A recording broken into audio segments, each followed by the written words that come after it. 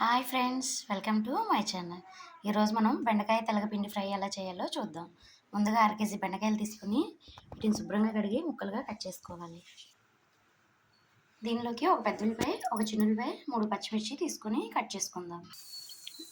ముందుగా స్టవ్ మీద ప్యాన్ పెట్టుకుని 3 స్పూన్స్ ఆయిల్ వేసుకోవాలి.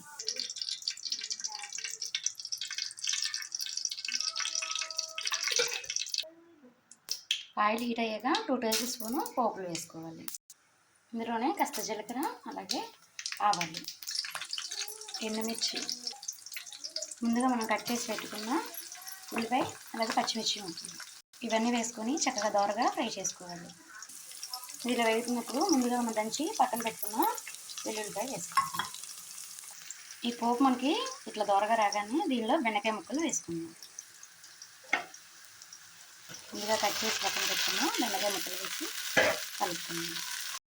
ఇది ఫ్రై అవుతున్నప్పుడే దీనిలో ఒక 1 స్పూను పసుపు వేసుకుందాం. ఇలా మగ్గుతున్న దానిలో 1 స్పూను సాల్ట్ వేసుకుందాం.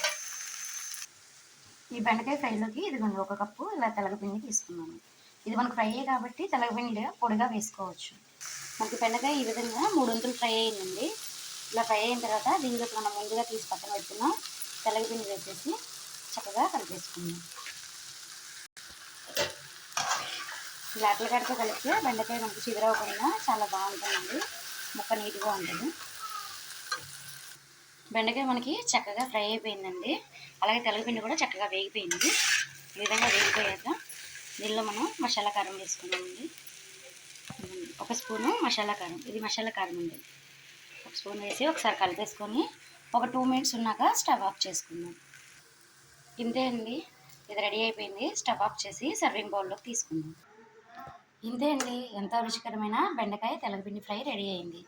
ఈ వీడియో మీకు కానీ నచ్చినట్లయితే లైక్ చేయండి, మా ఛానల్ని సబ్స్క్రైబ్ చేయండి. Thank you to all.